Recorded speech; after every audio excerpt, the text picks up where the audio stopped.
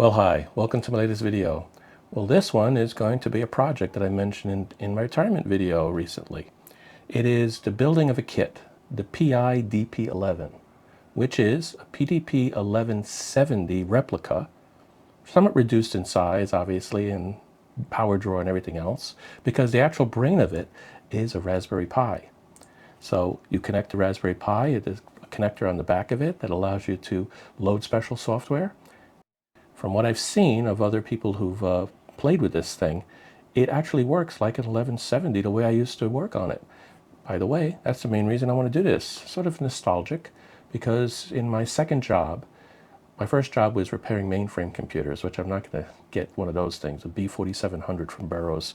I don't even know, what junkyard those things might be in, but, kind of big. It would be, this room wouldn't even be big enough to hold it, for example. But the PiDP-11 line, which is considered the mini computers for DEC, they had that capability of actually being in just a regular 19-inch rack. Full-size rack, of course, because it would usually have peripherals in the rack with it. I think the actual unit itself, the entire front panel and the card slot part of it probably fit into about, I don't know, maybe 10U of a full rack. And then above it and below it, you would have different types of options. As a matter of fact, I think down at the very bottom was another 3 or 4U section, which was the power supply, as I recall in the back of my mind. But that's a long time ago for me, over 30 years, actually probably pushing at this point closer to 40 years ago that I actually worked on one of these things. But this kit should bring back memories for me, not only in building a kit. I like to build kits. That's how I got started in electronics and electrical engineering. But also the fact that it's going to have something that brings back a computer that I could play with and actually program and do other things with it and follow up videos. Well, in this video, though, I'm going to first open the box and show you what came inside of it. As you recall from my stream, it's sort of a plain paper box. Nothing fancy. They didn't spend a lot of money and time building a nice colorized marketing tool, because you wouldn't buy this unless it was something that you had already heard about and decided to go to the website that they have, which I believe it's called Guaranteed Obsolescence. And the individual who actually built that also built a replica of the PiDP-8 before this one. And now I've heard that he just finished building a PiDP-10, which was DEC's mainframe. Not a lot of them sold. I don't know if I'll ever go that way and build one of those kits or not, but you never know. PiDP-8 was one I didn't work on, but I did see it in the computer rooms right near my PiDP-11s. And I've always wondered how those things worked, so I may go with the PiDP-8. So let me open this up. I'm going to go in the overhead so we can look down on it and get a pretty good picture of it, and then close this video out once we've gone through all the parts with my explanation of how I see them fitting in. Let's get started. Okay, so here's it at. Let me open it up and we'll see what's inside. Well, first thing I want to show you is this piece of wood. It's been machined or routed, a wood routing machine, probably tabletop, to cut out this little V groove in here. Nice wood, nice high quality wood. They do recommend that you actually, use polyurethane on it to make it look nice and show all of the details of it.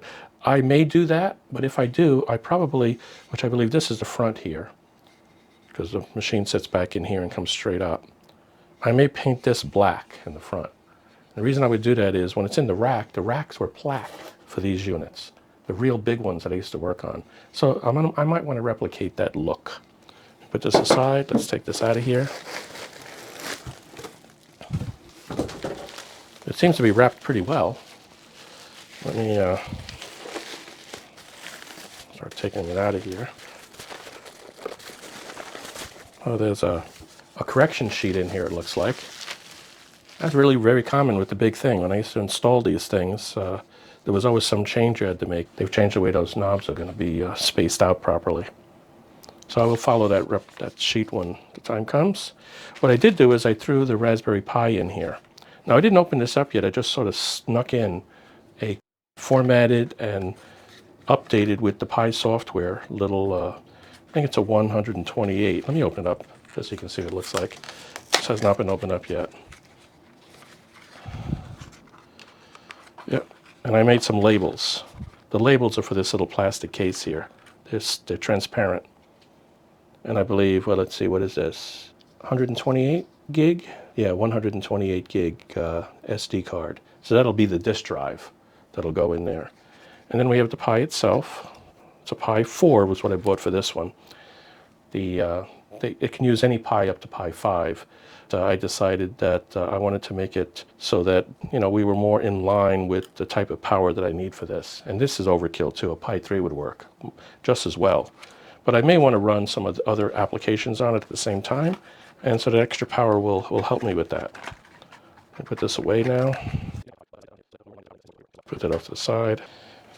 And here's the plastic front panel bezel. Well, it looks just like the real thing. Look at it from the side. It's obviously scaled down. The real one is like 19 inches wide. The actual width of this one, what is this one? 18-inch ruler here. So it's only 12 inches from side to side. So the real one would be out to here. This is only 18. It'll be another inch beyond this ruler. That's how big it would be. So you can imagine how big the front panel happens to be for that. Put this aside. Over here we have the switches. These switches are very reminiscent of what we really had. There are two different types. These are the ones that lock in place. They got only two positions. They lock. Okay. There's also momentary switches. There's this one white one which I know is a momentary, and that's like a reset switch or something. It does not stay. No matter which way you push it, it doesn't stay. It's just a momentary switch. And there's a mixture of these, but most of them are probably the former, this one here, that locks in place. Two different color reds. Some of them, it's more like a purple, and then you have like a red. Two different types. It's just like the real one was. So here's two different shades of red. A more purplish and a regular red. Then we have in this packet here, we have a bunch of LEDs. We have resistors, and we have diodes, all needed to make the LEDs work properly. And then there's this thing. This is the actual connector that'll connect to the Pi. So on one side here, it's got the thing for mounting it to a PC board. Looks like gold-plated contacts, which is good. And then this is where the Pi would plug in on this side here. Okay. And then there's a couple of, there's a lock switch, but I understand that this is functional, but it's not wired in normally. So there must be a key in here somewhere as well for it. And that was originally meant to put it into a lock the keyboard mode, as I recall. What they do, you can actually wire this. The instructions talk about wiring this up so it becomes your power switch. So it can send a soft power down to the Pi if you turn this, as opposed to just cutting power, right? Which is what most people probably do, right? You have these multi-position switches that you can change. Very light touch to them. But they go all the way around and have different choices. So they'll do different selections, different options for the running DP-11, right? And some tie wraps and some other miscellaneous stuff that's in here. Okay, so I'll put that aside for now. And what do we got here? Well, this goes on the back. It's got, I'm sorry, this is the front panel. It looks like it has a little protector on it, which I'm not going to pull off right now. Yeah, it does. So I can do a peel on this later, it looks like. But I'm not going to do it now because you want to have it protected and not get scratched. But it's normally in like this. It says PiDP-1170 here. These are all of the lights for the address lines, 16 address lines.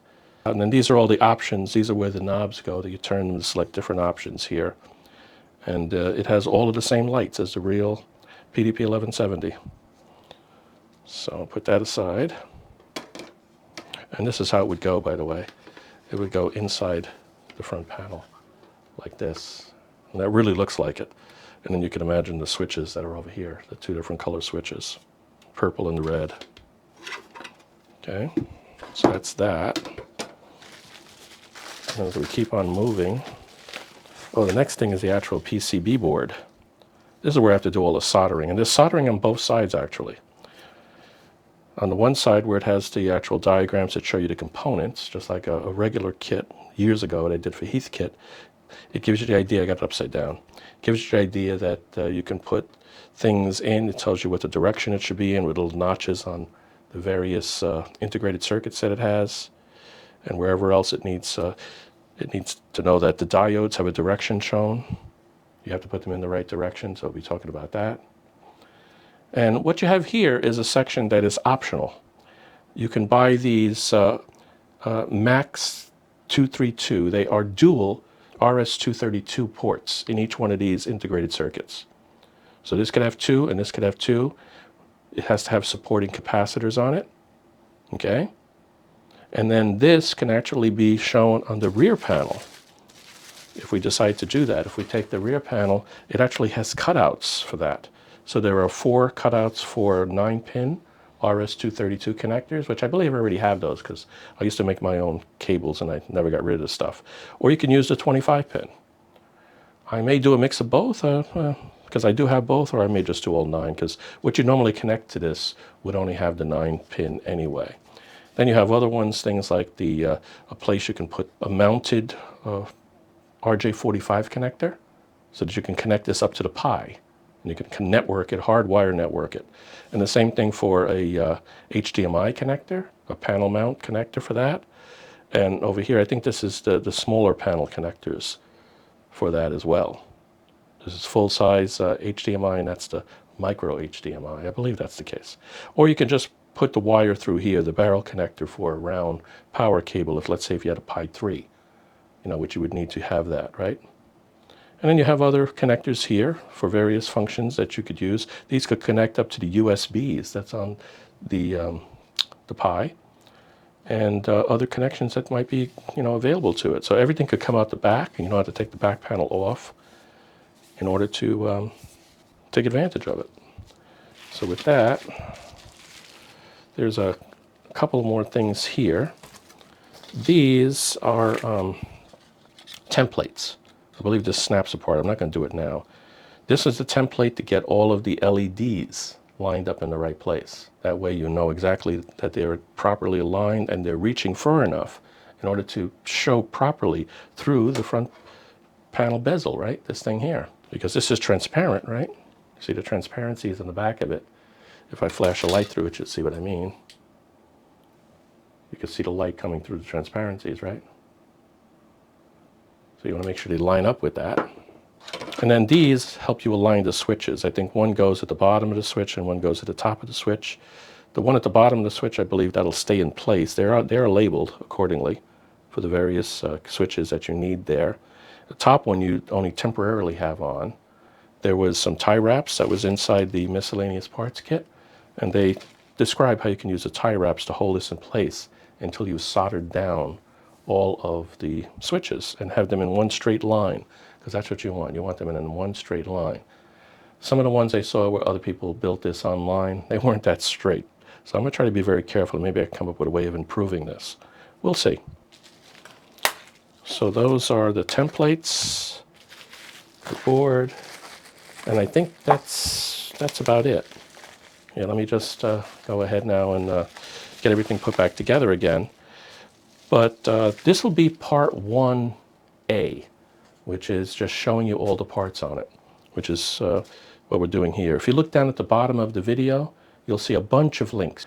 And the guy who created this particular product, he's had a couple of videos that he appeared in on YouTube, so I put the links down below in there, as well as links to the website and other supporting stuff, if you're interested in looking for, how this is done.